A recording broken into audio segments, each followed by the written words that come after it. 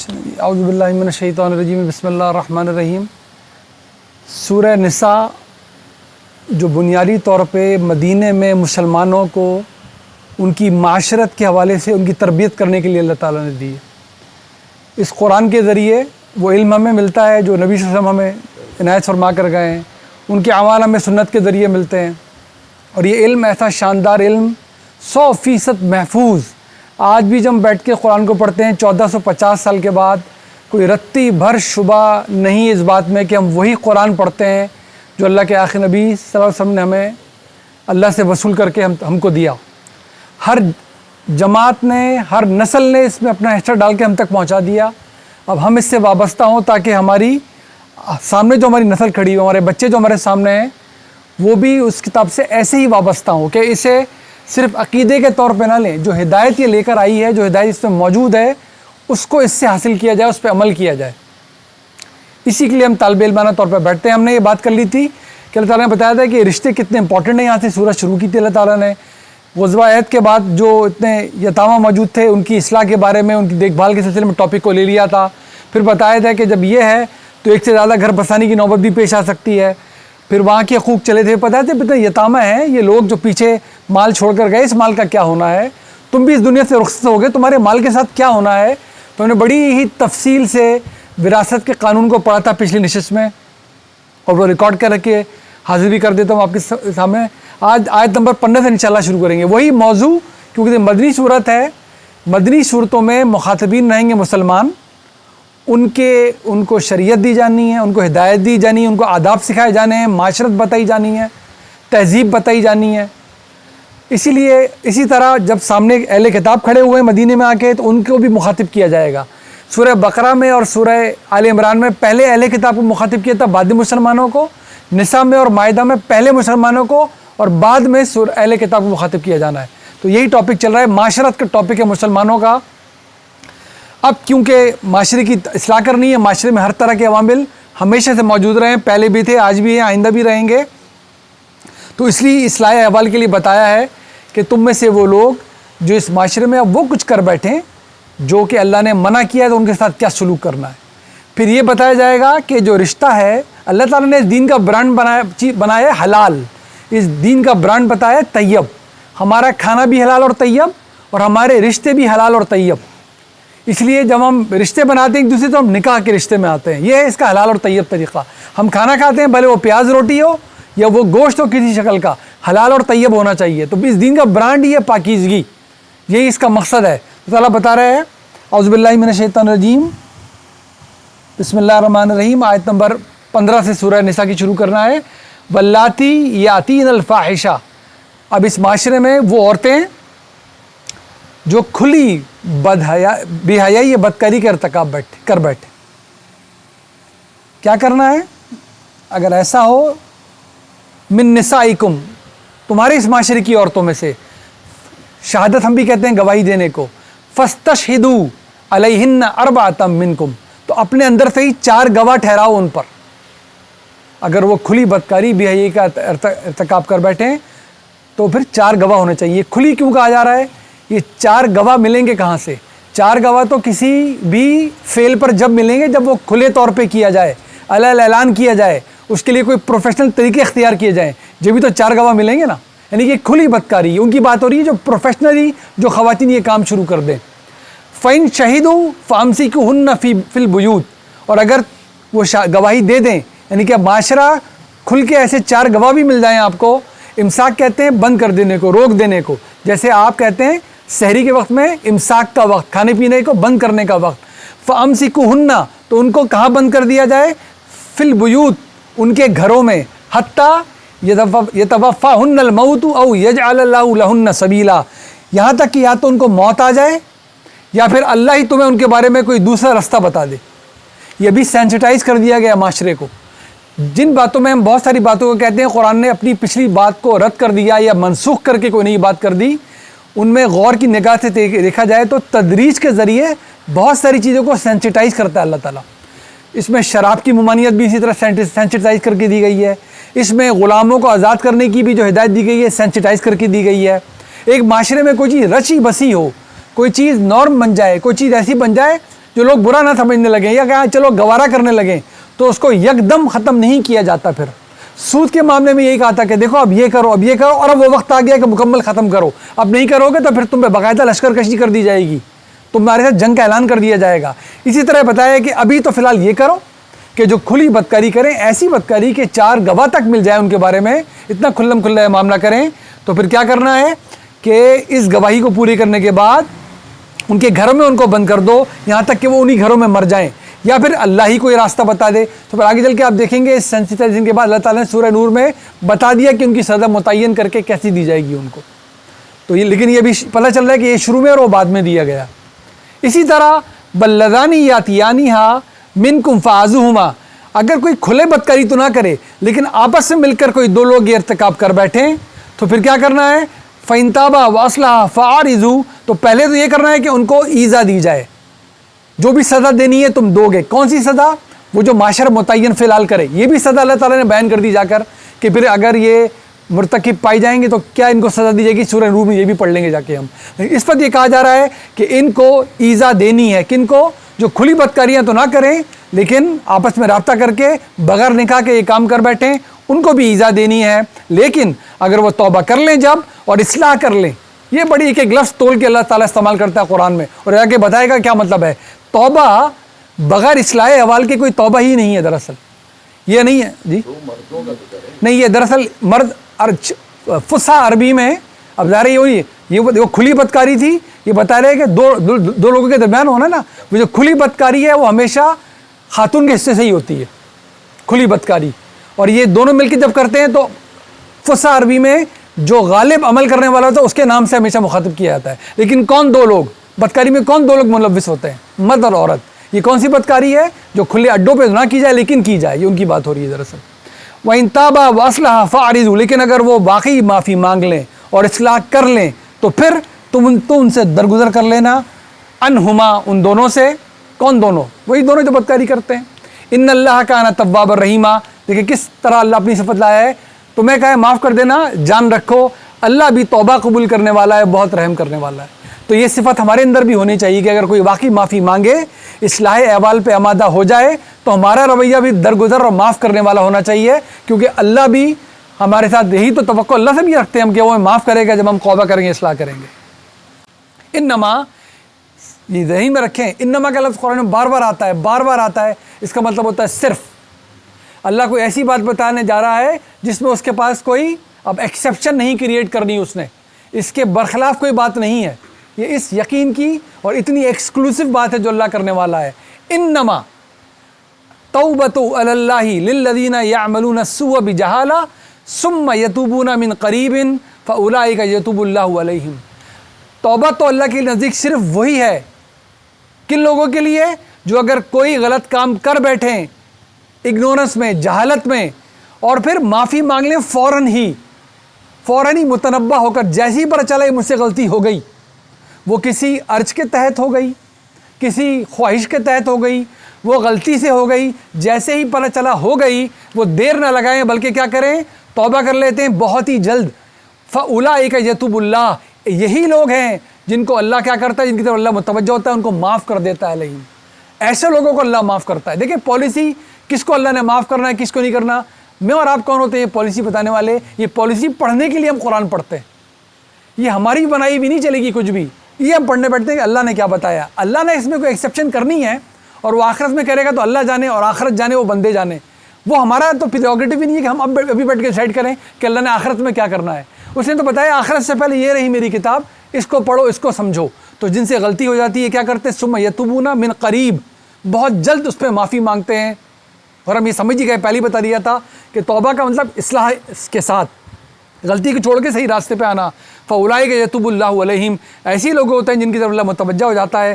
وکان اللہ علیما حکیما، اور اللہ بہت جاننے والا ہے، بہت حکیم ہے. جاننے والا ہے کیا مطلب اس صفت کو لانے کا؟ کیا جاننے والا ہے؟ کہ تم زبانی کلامی کر رہے ہو، واقعی توبہ کر رہے ہو.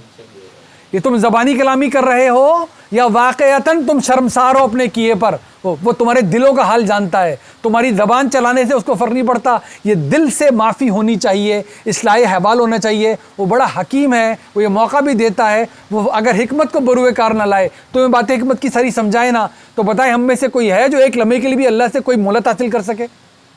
یہ حال ہے اس کا.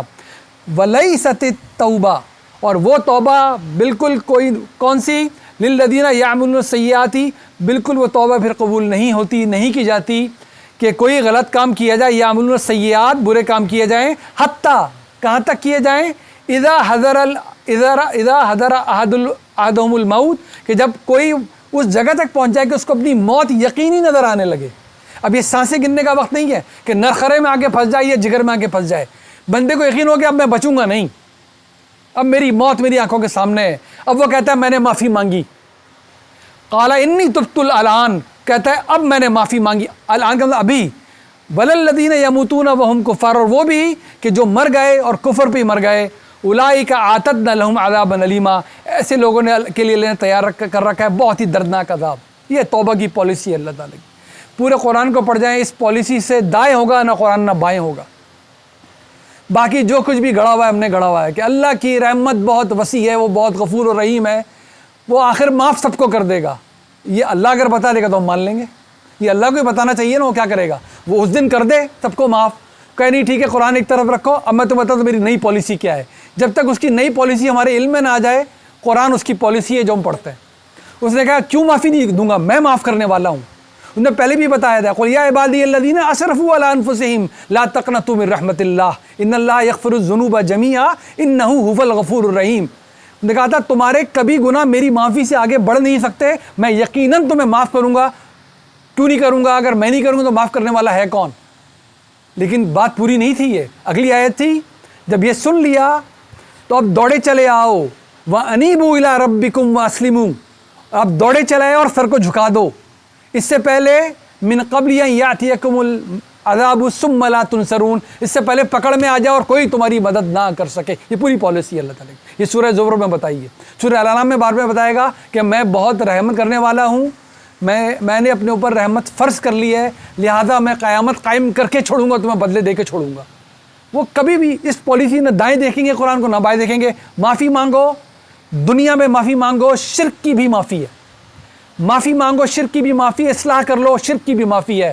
لیکن اگر معافی مانگ کے نہیں پہنچے, نجاست لپیٹ کے پہنچے, تو پھر تو صفائی پہلے ہوگی, جنت بعد میں ہے. اللہ کس کو کیسے صاف کرے گا, کس کو معاف کر دے گا, یہ اللہ جانے, اس کے بندے جانے. شرک کے بارے میں البتہ اس نے کہہ دیا ہے, اس نجاست کی, اس غلاظت کی تو معافی وہاں پر بھی نہیں ہے. تو یہ معافی کی پالیسی ہے, بہت شاندار پالیسی ہے. اس سے ہمیں سمجھنا بھی چاہیے, اس پہ عمل بھی کرنا چاہیے, اس سے فائدہ اٹھانا چاہیے. یا ایھا الذین آمنوا, اے ایمان والو, حلال حرام ہم سنتے ہیں. لا یحل لکم, تمہارے لیے بالکل حلال نہیں ہے, لا نہیں, لا یحل لکم ان ترثوا النساء کرہا, کہ تم عورتوں کے وارث بن جاؤ زبردستی. کیا بات ہو رہی ہے, سمجھ میں آ جائے گی. ولا تعدلوہن لتذہبوا ببعض ما آتیتمہن الا ان یاتین بفاحشۃ مبینہ, اور ہرگز تم نہ روکنا ان سے, نہ واپس لینا کچھ اس مال کا جو تم نے ان کو دیا ہے. ظاہر مہر ادا کیا جاتا ہے میاں اور بیوی کے درمیان, سوائے اس صورت کے الا ان یاتین بفاحشۃ مبینہ, جب تک وہ کوئی کھلی بدحیائی بے بدکاری کا کام نہ کر لیں. وعاشروہن بالمعروف, وہ بہت ہی احسن طریقے سے تمہاری معاشرت ہونی چاہیے ان کے ساتھ.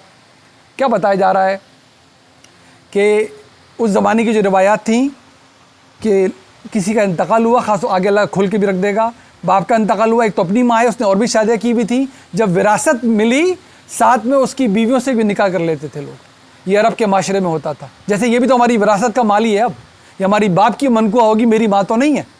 تو اللہ تعالیٰ نے کہا ہرگز نہیں ہے. اس طرح عورتوں کے ساتھ زبردستی نہیں کی جائے گی, ان کے مرضی کے بغیر کوئی ان کو اپنے ساتھ نہیں رکھ سکتا, ان سے نکاح بھی نہیں کر سکتے تم.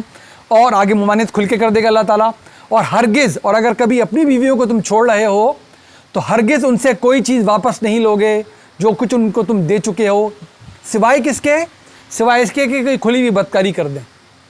وعاشروہن بالمعروف, بہت ہی شاندار طریقے سے تمہاری معاشرت ان کے ساتھ ہونی چاہیے.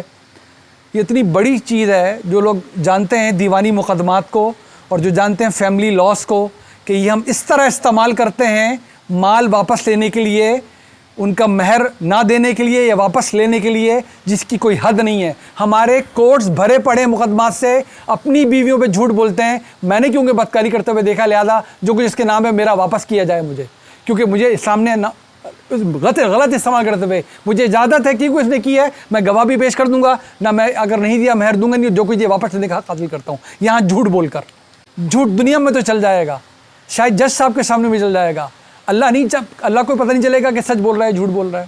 یہ دیکھیں، اسی لیے کہا یہ کہنے کے بعد وَعَاشِرْهُنَّ بِالْمَعْرُوفِ، بہت ہی گزر بسر ان کے ساتھ کیسی کرنی ہے؟ خوش اسلوبی کے ساتھ.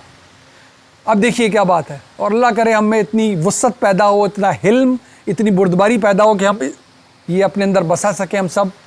فَإِن كَرِهْتُمُوهُنَّ، اگر کوئی چیز ایسی ہے ان میں جو تم ناپسند کرتے ہو اپنی بیویوں میں، فَعَسَىٰ ان تکرہوا شیئا ویجعل اللہ فیہ خیرا کثیرا، تو عین ممکن ہے، یہ تو ویسے امید کو کہتے ہیں، امکان کو کہتے ہیں. جب امکان اللہ کی طرف منسوب کیا جائے تو کیا ہے؟ امکان باقی رہ گیا. یہ اللہ تعالیٰ بتا رہا ہے، اب یہ دعا کے زمرے میں جاری یہ بات ہے. جب اللہ کی طرف سے آتا ہے نا تو پھر اللہ کو شاید آپ کی امید ہے، یہ اللہ کے پاس پھر یہ دعا کا مصداق ہے دراصل. تو اگر تمہیں اپنی بیویوں میں کوئی ایسی بات لگتی ہے تمہیں ناگوار گزرتی بھی ہو، لیکن اگر تم اچھی معاشرت کے ساتھ گزر بسر کر لو گے، نظر انداز کر دو گے، عین ممکن ہے تمہیں کچھ برا لگ رہا ہو لیکن اللہ کیا کر دے، اس میں تمہارے لیے بہت ہی خیر اور برکت رکھ دے. تم نبھا کے تو دیکھو، تم دیکھیں گے اب آگے جا کے اللہ اس رشتے کو بچانے کے لیے، ہم سورہ بقرہ میں بھی پڑھ کر آئے تھے اور اب بھی ہم دیکھیں کیا کیا رشتے کو بچانے کے لیے اللہ تعالیٰ ہدایت جاری کرے گا. وَإِنْ أَرَدْتُمُ اسْتِبْدَالَ زَوْجٍ مَكَانَ زَوْجٍ، لیکن ظاہر ہے کوئی نوبت ایسی آ بھی سکتی ہے کہ اگر تم بدلنا چاہو اپنی بیوی کو دوسری بیوی سے، زوج مکان زوج وآتیتم احداہن قنطارا، اور تم نے ان کو اتنا کچھ دے دیا کہ ڈھیر لگا دیا وہ مال کا. کرتے ہیں لوگ، یہ بنگلہ بھی تمہارا اور یہ کوٹھی بھی تمہاری اور یہ گاڑی بھی تمہاری. نوبت اللہ نہ کرے علیحدگی پہ آ جائے اور تم نے ان کو بہت کچھ مال دے دیا ہو، فلا تأخذوہ منہ شیئا، ہرگز ایک رتی بھی ان سے واپس نہ لینا. دیکھیں کیا معاشرت ہے. میں کہتا ہوں یہاں سے بھی اگر بگاڑ پیدا ہو رہا ہوگا تو معاملہ ٹھیک ہو جائے گا. کہ کون شخص ہے بھائی کہ اتنا کچھ ہو کے بھی یہ لاکھوں کروڑوں پتہ نہیں کتنا کچھ ہے واپس نہیں لینا ہے. اب دیکھیے کیوں، اتأخذونہ بہتانا و اسما مبینا، کیا تم بہتان لگا کر اس صریح حق تلفی اور گناہ میں مبتلا ہونا چاہتے ہو؟ کیونکہ لینے کا طریقہ کیا تھا کہ کوئی ان پہ فحاشی کا الزام لگایا جائے، یہی تھا نا طریقہ. تو تم یہ کرو گے لینے کے لیے، اب اتأخذونہ بہتانا و اسما مبینا، تم بہتان باندھ کر ان سے لوگے. میں پھر بڑے بسط ادب کہہ رہا ہوں کہ یہی بھرا پڑا ہے ہمارے روزانہ کے مقدمات، جا کے آپ سن لیں، جو لوگ جاتے ہیں تو پوچھ لیں، یہی ہم کر رہے ہیں. اللہ ہمیں محفوظ رکھے، اللہ ہمیں محفوظ رکھے اور ہماری آنے والی نسلوں کو محفوظ رکھے کہ ان خلاف ورزیوں میں قرآن کی مبتلا ہو جائیں کبھی. وَكَيْفَ تَأْخُذُونَهُ، یہ تم کیسے کر سکتے ہو، دیے ہوئے کو کیسے لے سکتے ہو، وَقَدْ أَفْضَى بَعْضُكُمْ إِلَىٰ بَعْضٍ، جبکہ تم اس حد تک ایک دوسرے کے سامنے کھلچے کو جو سب میاں بیوی جانتے ہیں کہ کیا رشتہ بنایا اللہ تعالیٰ نے. آگے جا کے بتائے گا، پہلے بتایا ایک دوسرے کا لباس ہے. یہ وہ واحد رشتہ ہے بلوغت کے بعد، مجبوریوں کے علاوہ اور علاج معالجے کے علاوہ، جہاں پر اس حد تک ہم جاتے ہیں کہ ایک دوسرے کی سطر بن جاتے ہیں. جب یہاں تک معاملہ ہو چکا ہے تو کیوں کر ایسا ہو سکتا ہے کہ تم اس بدسلوکی کا مظاہرہ کرو.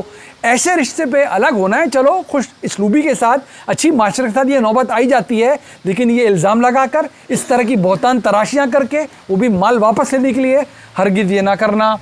الی بعد وَأَخَذْنَا مِنْكُم مِيثَاقًا غَلِيظًا، اور تم نے کیسا عہد باندھا تھا ان کے ساتھ، یاد ہے نا، نکاح کیا تھا، میثاق غلیظ، ایک مضبوط عہد کیا تھا تم نے اللہ کو، اللہ کے کلام کو سنتے ہوئے، اس کے نبی کے بتائے ہوئے طریقے کے مطابق کہ اب ایک دوسرے کو ساتھ نبھانے کا ساتھ ہے.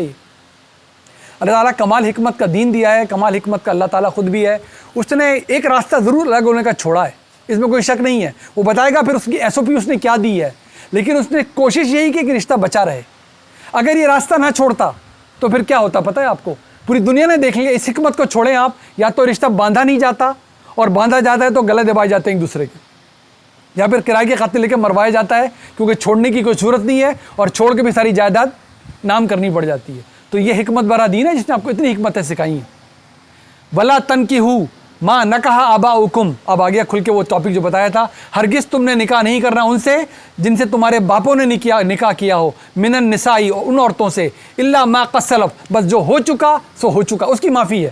پورے قرآن میں آپ جب دیکھیں گے کسی کبھی سے کبھی غلطی کا جب اللہ بتائے گا، گناہ کا بتائے گا، تو یہ نہیں کہے گا اس کی تلافیاں ایسے کرو، اس کی تلافیاں ویسے کرو. جو گزر چکا تو گزر چکا، اب نہیں ہونا چاہیے. انہ کان فاحشۃ ومقتا وساء سبیلا، یہ بہت ہی بے حیائی کا کام ہے کہ تم ایسا کرو، یہ بہت ہی اللہ کے نزدیک اللہ کی ناراضگی مول لینے والی بات ہے، اور بہت ہی برا طریقہ ہے اگر تم نے ایسا کیا. جو پہلے ہو چکا، جو تمہاری روایات تھیں، جو تمہاری معاشرت تھی پہلے کی، وہ ختم. اب سنو نبی سے سیکھو اس قرآن کے ذریعے کہ اب کیا کرنا چاہیے. جن عورتیں نے تمہارے باپ نے نکاح کیا وہ تمہارے نکاح میں نہیں آ سکتی. حرمت، یہ آخری آیت ہے ہماری، کیونکہ ٹاپک دیکھیں کیسا مربوط کلام چلا آ رہا ہے، بات سے بات نکلتی جا رہی، ٹاپک کو پورا کر دے گا اللہ تعالیٰ. لہذا بتانے کی نوبت آ گئی تھی، تو پھر نکاح کن سے ہو سکتا ہے، کن سے نہیں ہو سکتا. یہ ہماری آخری آیت ہے آج کی. حرمت علیکم، تمہارے لیے حرمت کر دی گئی ہے، حرام کر دی گئی ہیں تمہارے لیے. حرمت علیکم کون؟ امہاتکم تمہاری مائیں، و بناتکم تمہاری بیٹیاں، و اخواتکم تمہاری بہنیں، و اماتکم جنہیں آنٹی یا پھپھیاں کہتے ہیں، و خالاتکم یہ ماں کی طرف کی بہنیں یا باپ کی طرف کی بہنیں، اماتکم پھپھیاں، خالاتکم خالائیں، و بنات الاخی تمہارے بیٹوں کی بیٹیاں، و بنات الاختی تمہاری بیٹیوں کی بیٹیاں یعنی کہ بھتیجے اور بھانجیاں، و امہاتکم اللاتی ارضعنکم و اخواتکم من الرضاع. بہت شاندار جملہ ہے قرآن کا. اللہ اکبر، قرآن کی بلاغت کے قربان جانا چاہیے. ہم نے اس میں فقہی بحثیں بہت ساری ہیں، لیکن وہ ظاہر ہے ہم آپ کو پتہ ہے عام طور پر ہم جان بوجھ کے ڈسکس نہیں کرتے. یہاں پر بتایا ہے کہ تمہاری وہ مائیں بھی، وہ عورتیں نہیں، دیکھیں لفظ عورت بھی لکھ سکتا تھا اللہ کہ وہ عورتیں جنہوں نے تمہیں دودھ پلا دیا ہو، نہیں، کون؟ تمہاری وہ مائیں جنہوں نے تمہیں دودھ پلایا. تو اللہ تعالیٰ نے دیکھیں کیا لفظ استعمال کر لیے کہ جن ماؤں نے تمہیں دودھ پلایا ہے، اور دودھ پلانے کے طریقے سے ظاہر دودھ پلایا ہے. ماں پھر دودھ پلاتی ہے نا، ماں بڑی سوچ سمجھ کے، بڑی ذمہ داری سے، بڑی مشقتیں اٹھا کر، بہت کچھ کر کے کسی بچے کو دودھ پلاتی ہے، کیونکہ ماں ہوتی ہے. تم نے یہ دوسری عورت کے ساتھ یہ رشتہ باندھا ہے، وہ تمہاری مائیں ہیں. اب اللہ تعالیٰ نے پہلے ماں کہا، دودھ پلانے کی ذکر بعد میں کر رہا ہے. تمہاری وہ مائیں جنہوں نے تمہیں دودھ پلایا ہو، اخواتکم من الرضاع اور تمہاری وہ بہنیں جو اب اس رضاعت کی وجہ سے بہنیں بن گئی ہیں. یہ چھوٹا موٹا رشتہ نہیں رکھا اللہ نے، یہ اتفاقیہ رشتہ نہیں رکھا اللہ نے. یہ بتایا ایک بتا رہا ہے بڑا سوچ سمجھ کر، بڑا فیصلہ کر کر، بڑا اعلان کر کر، جو جن کے بچہ ہے وہ بھی، جو پلا رہے ہیں وہ بھی، سوچ سمجھ کے کام ہو رہا ہے کہ اب میں تمہاری ماں ہی ہوں اس کے بعد، اور اس حد تک ماں ہوں کہ مجھ سے جو رشتے وابستہ ہیں تمہارے رشتے بن جانے ہیں وہ. اب جو میری بیٹی ہوگی تمہاری کیا بن جائے گی؟ تو یہ بتانے کی قرآن کو ضرورت تھی کہ اب جو اس کی بہن ہوگی تمہاری کیا بن جائے گی؟ خالہ. یہ ہم نے کوئی الگ سے فقہ برابر نہیں کر لیا. ہم کہتے ہیں ہم نے بڑا فقہ یہ قرآن نے لکھ کے دیا ہوا ہے آپ کو، ہم ذرا آنکھیں کھول کے پڑھ لیں اس کو. یہ جملہ اگر یہاں رک جاتا وَأَخْوَاتُكُم مِّنَ الرَّضَاعَةِ، صرف یہ رک جاتا تو بات اس عورت پہ ختم ہو جانی تھی. یہ کیوں اللہ تعالیٰ نے جملہ ایڈ کیا؟ اور ان کی بیٹیاں تمہاری بہنیں ہیں. جب کسی کی بیٹی میری بہن ہے تو اس کی بہن میری کون ہے، اور اس کا بھائی میرا کون ہے؟ تو یہ سوچ سمجھ کے کرنے کا کام ہے، یہ سمجھ کے کرنے کا کام ہے. آج کے بعد یہ جو جس کو میں دودھ پلا رہی ہوں یہ میری بیٹی سے شادی نہیں کر سکتا، یہ میری بہن سے بھی شادی نہیں کر سکتا. اس سے ہم نے اللہ میں دعا کرتا ہوں کہ اللہ تعالیٰ میں بڑا محفوظ رکھے. ہر طرح کی معلومات ہمارے کانوں میں جاتی ہے. یہاں سے ہم نے فقہ برآمد کیا ہے کہ کم از کم 5 مرتبہ پلایا تو رضاعت ہوگی. کوئی کہتا ہے 10 مرتبہ پلایا تو رضاعت ہوگی. پھر بتاتا ہے کہ وہ اس کی ڈیوریشن پینے کی کتنی ہونی چاہیے، اور اس کی وجہ بتاتا ہے کہ یہ قرآن کا وہ حصہ ہے جو اللہ نے آگے نہیں پہنچایا، دے کر ختم کر دیا تھا. پچھلے نسخوں میں یہ لکھا تھا جو ختم کر دیے گئے. اللہ محفوظ رکھے ایسی باتوں کو، ہمارے کانوں کو بھی محفوظ رکھے. یعنی کہ یہ قرآن جو ہم کہہ رہے ہیں 1450 سال سے ہم پڑھ کے بیٹھ رہے ہیں، کوئی لگی لپٹی نہیں رہا، پوری بات بتا رہا ہے. اس کو کوئی ضرورت نہیں تھی اللہ تعالیٰ کو کہ ایک اس نسخے کی بات آپ کو سنائی جائے جو ایگزسٹ بھی نہیں کرتا. یہی پوری بات لکھی ہوئی ہے. اس میں سے صاف بتا رہا ہے کہ یہ بہت سوچ سمجھ کے کرنے کا، بڑے طریقے سے کرنے کا کام ہے. اتفاقیہ دودھ پلا دینے سے کوئی مانی بن جائے گی، اعلان نہ کر کے باقاعدہ بتا کر نہ پینے سے، بچے کو چپ کرانے کی خاطر اگر کسی نے دودھ پلا دیا تو اس سے کوئی مانی بن جائے گا. سوچ سمجھ کے کرنے کا کام ہے، اس کی بڑی امپلیکیشنز ہوں گی. قرآن نے صاف انہی الفاظ میں ہر چیز کھول کے بتا دی ہے. وہ تمہاری ماؤں ہوں گی، وہ تمہیں دودھ پلائیں گی، ان کی بیٹیاں تک تمہاری بہنیں بن جائیں گی، ان کا رشتہ تمہارا وہی رشتہ بن جائے گا. وَأُمَّهَاتُ نِسَائِكُمْ اور وہ بھی تمہارے لیے حرام ہے. کن کی مائیں؟ جو تمہاری بیویوں کی مائیں ہوں. اسی لیے آپ جانتے ہیں کہ داماد اپنی ساس کے لیے محرم کا رشتہ لگتا ہے. وَرِبَائِكُمُ اللَّاتِي فِي حُجُورِكُم مِّن نِّسَائِكُمُ اللَّتِي دَخَلْتُم بِهِنَّ اور وہ بیٹیاں بھی جو تمہاری تمہاری تو بیٹیاں نہ ہو لیکن تمہاری ان بیویوں کی بیٹیاں ہوں جن سے تم شادی کر لو اور صحبت اختیار کر لو، وہ بھی اب تمہاری بیٹیوں جیسی ہیں، حالانکہ ان کا باپ کوئی اور تھا نا، لیکن اگر تم نے شادی کر لی ان کی ماؤں سے اور ان سے صحبت بھی کر لی، اب ان بیٹیوں سے بھی تمہارا نکاح نہیں ہو سکتا۔ فَإِلَّمْ تَكُونُوا دَخَلْتُمْ بِهِنَّ فَلَا جُنَاحَ، لیکن اگر تم نے صحبت اختیار نہ کی ہو، اس سے پہلے تمہارا رشتہ الگ ہو جائے، تو پھر تم ان سے فَلَا جُنَاحَ عَلَيْكُمْ، پھر کوئی حرج نہیں ہے کہ تم ان لڑکیوں سے شادی کر سکتے ہو۔ وَحَلَائِلُ أَبْنَاؤُكُمُ الَّذِينَ مِنْ أَصْلَابِكُمْ، اور تمہارے وہ بیٹے ان کو بھی تم ان سے شادی نہیں کر سکتے جو تمہارے سلبی بیٹے ہوں۔ سلبی بیٹے کیوں کہہ دیا؟ ہاں اگر منہ بولے بیٹے ہوں، یہ آگے جا کے قرآن دیکھ بھی لیں، قرآن نے بھرپور نفی کر دی جب زید رضی اللہ عنہ کی منقوہ سے الگ کروا کے نبی صلی اللہ علیہ وسلم نے شادی کی۔ منہ بولے بیٹے تھے نا، عربوں میں نارمل رواج تھا، یہ عربوں میں دوسری خواتین سے دودھ پلوانے کا باقاعدہ رواج تھا، باقاعدہ۔ آج کل تو ہم اور وجوہات سے کرتے ہیں۔ نبی صلی اللہ علیہ وسلم کو پتہ، ان کی والدہ کی موجودگی میں بی بی حلیمہ کے حوالے کیا گیا، یہ نارم ہے اس جگہ کا، اسٹینڈرڈ تھا، ایلیٹ کلاس کا نارم کے طور پہ بھی کامی کیا جاتا تھا۔ اسی طرح منہ بولے بیٹوں کا تو اگر نا سلبی بیٹوں کی بیویوں سے تم نکاح نہیں کر سکتے۔ شوہر بہو کے لیے، ہم سب دیکھیں مرد بیٹھے ہوئے ہیں، کچھ بن چکے ہیں سسر، اللہ بنائے گا باقی سب کو، اللہ بہت برکت والا رشتہ بنائے۔ سسر بیٹی کے لیے، بہو کے لیے باپ جیسا نہیں ہوتا، باپ ہوتا ہے۔ یہ بیٹا اس بیوی کو چھوڑ دے تب بھی، اس بیٹے کا اللہ کے پاس سب کو جانے انتقال ہو جائے تب بھی اس خاتون سے سسر شادی نہیں کر سکتا۔ کیا حرمت ہے، ان کو گھر میں رہنا ہے نا، اس مرد کو اس بہو کے ساتھ، یہ باپ جیسا نہیں ہے، یہ باپ ہے، اور اس کو باپ بیٹی ہی سمجھے اپنی، یہ بیٹی سی نہیں ہے، بیٹی ہی ہے۔ کیا گھر بنیں گے ہمارے جہاں پر باپ موجود ہو، جہاں جس گھر سے آئی ہے وہاں بھی باپ، اور جس گھر میں گئی ہے وہاں بھی باپ، تو سوچیں گھر کیا گھر بنے گا۔ یہ باپ کیسے جیسے اپنی بیٹی کا خیال کرتا ہے نا، اور اس کو رخصت کرتے ہوئے کیا اس کے دل پہ گزرتی ہوگی، جب کسی کی بیٹی لے کر آیا تو یہ اپنی ہی بیٹی کو لے کر آیا اپنے گھر میں، اس کا خیال اس نے کیسے کرنا ہے، اپنی بیٹی کا ہی خیال کرنا ہے اس کا۔ کیا خوبصورت رشتہ بنے گا۔ ابناکم الذین من اصلابکم، تو وہ جو تمہارے، وہ بھی تمہارے لیے نہیں ہے، جو ان سے شادی نہیں ہو سکتی۔ اچھا یہاں نہیں لکھا کہ منہ جب اصلابکم لکھ دیا تو کیا ان سے بیٹے بچ گئے؟ دیکھیں قرآن کا یہی طریقہ ہے، کھلی ہوئی بات کو بار بار کیوں دلائے؟ دیکھا ان سے نہیں کر سکتے، تمہارے وہ بیٹے جو تمہارے سلبی بیٹے ہوں تو جو نہیں ہیں ظاہر ان سے کر سکتے ہو، آگے کھول کے بھی بیان کر دے گا۔ وَأَن تَجْمَعُوا بَيْنَ الْأُخْتَيْنِ، اور دو بہنوں کو ایک ساتھ ایک نکاح میں جمع نہیں کیا جا سکتا۔ إِلَّا مَا قَدْ سَلَف، جو ہو چکا سو ہو چکا، اس کے بارے میں ختم، اب نہیں ہو سکتا۔ إِنَّ اللَّهَ كَانَ غَفُورًا رَحِيمًا، کیونکہ پچھلی غلطیاں بتائی ہیں اور کہا ہے کہ جو ہو چکا سو ہو چکا۔ بلا شبہ اللہ تعالیٰ بہت درگزر کرنے والا ہے، بہت نہایت مہربان ہے۔